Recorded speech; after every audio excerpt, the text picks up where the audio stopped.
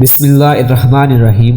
ناظرین اکرام السلام علیکم۔ قوم عاد کی ہلاکت کے بعد حضرت ہود علیہ السلام کے ساتھ جو لوگ محفوظ رہے انہی کی نسل کو قوم سمود کہتے ہیں۔ اللہ تعالیٰ نے حضرت صالح علیہ السلام کو قوم سمود کی اور بھیجا۔ قرآن مجید میں اللہ تعالیٰ کا ارشاد ہے، ہم نے سمود قوم کی طرف ان کے بھائی صالح کو بھیجا۔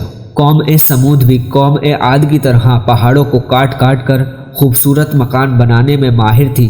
یہ ہنر ان کو وراثت میں ملا تھا۔ اپنے اس ہنر کے گھمنڈ اور شیطان کے وسوسے میں آ کر قوم سمود سرکش اور بت پرستی میں مبتلا ہو گئے۔ فسق و فجور کا دور عام ہو گیا۔ تب اللہ تعالیٰ نے حضرت صالح علیہ السلام کو اس قوم کی طرف بھیجا۔ قرآن مجید میں اللہ تعالیٰ کا ارشاد ہے، اور تم یہ حالت یاد کرو کہ اللہ تعالیٰ نے تم کو عاد کے بعد جانشین بنایا اور تم کو زمین پر رہنے کا ٹھکانہ دیا کہ نرم زمین پر محل بناتے ہو اور پہاڑوں کو تراش تراش کر ان میں گھر بناتے ہو۔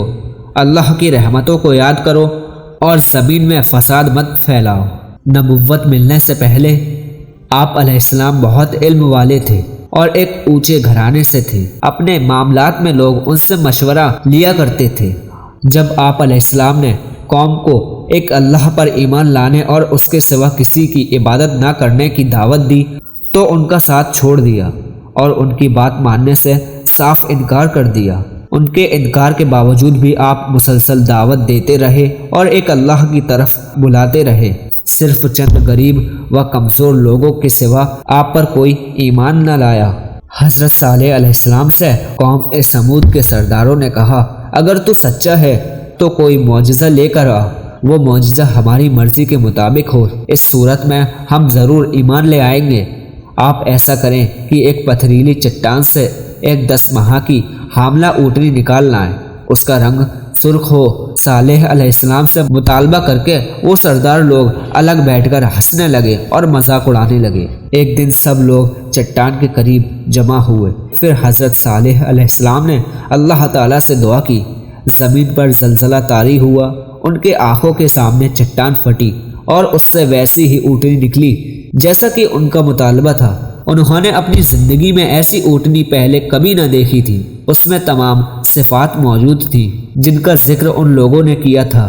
پھر صالح علیہ السلام نے فرمایا، اے لوگوں سن لو، ایک دن یہ اونٹنی پانی پیے گی اور ایک دن تم پیو گے۔ تم میں سے اس کو کوئی تکلیف پہنچائے گا تو اللہ کا بدترین عذاب تم پر نازل ہوگا۔ قوم کے سرداروں نے آپس میں مشورہ کیا، یہ اونٹنی ہمارا سارا پانی پی جاتی ہے اور ہمارے جانور اس سے خوفزدہ رہتے ہیں، تو کیا نہ اس سے چھٹکارا پایا جائے۔ آخر انہوں نے ایک آدمی منتخب کیا جو بہت بدبخت اور اس کا نام ادار تھا۔ اس کے ساتھ اس کا ایک اور ساتھی بھی تھا۔ یہ دونوں اونٹنی کو قتل کرنے کے لیے تیار ہو گئے۔ ایک روز وہ بدبخت اونٹنی کے انتظار میں بیٹھا۔ روز کے معمول کے مطابق وہ اونٹنی جب چٹان سے باہر نکلی تو اچانک وہ حملے کے لیے آگے بڑھے۔ ادار نے تیر سے اونٹنی کی ران میں مارا، جس سے اونٹنی کی ران کی ہڈی ٹوٹ گئی اور وہ نیچے گر گئی۔ پھر آگے بڑھ کر اونٹنی کو مار ڈالا۔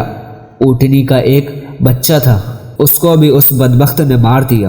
اونٹنی کو قتل کرنے کے بعد صالح علیہ السلام نے ان نافرمانوں سے کہا، اچھا تم 3 دنوں اپنے گھروں سے باہر نہ آنا۔ یہ وعدہ جھوٹا نہیں۔ وہ صالح علیہ السلام کی باتوں کو رد کرتے ہوئے بولے کہ جس عذاب کا تم ہم سے وعدہ کر رہے ہو اگر سچا ہے تو ہم پر نازل کر کے دکھاؤ۔ قوم کے سرداروں نے مشورہ کیا کہ آج رات صالح کو مار دیا جائے۔ صالح علیہ السلام کا گھر پہاڑی پر تھا۔ یہ لوگ اوپر چڑھ رہے تھے کہ زمین حرکت کرنے لگی۔ ایک چٹان لڑکتی ہوئی آئی اور ان کو پیس کر رکھ دیا۔ عذاب کا آغاز ہوا۔ حضرت صالح علیہ السلام اپنے ساتھی کو لے کر اس بستی سے باہر نکل گئے۔ صبح ہوئی تو لوگوں نے دیکھا کہ ان کے چہرے زرد پڑ چکے تھے۔ سب رونے لگے کیونکہ عذاب کا آثار نظر آ رہا تھا۔ دوسرے دن ان کے چہرے آگ کی طرح ہو گئے اور تیسرے دن ان کے چہرے کالے سیاہ اور خوفناک ہو گئے۔ پھر زمین حرکت کرنے لگی اور وہ لوگ اپنے گھروں میں اندھے پڑے رہے، ان کے بھیجے پھٹ گئے، ایک ہی حملے میں سب کے سب ڈھیر ہو گئے۔ حضرت صالح علیہ السلام اپنے ساتھی جو ایمان لے آئے تھے ان کے ساتھ فلسطین آ گئے اور وہیں آپ رہنے لگے اور آپ نے وہیں وفات پائی۔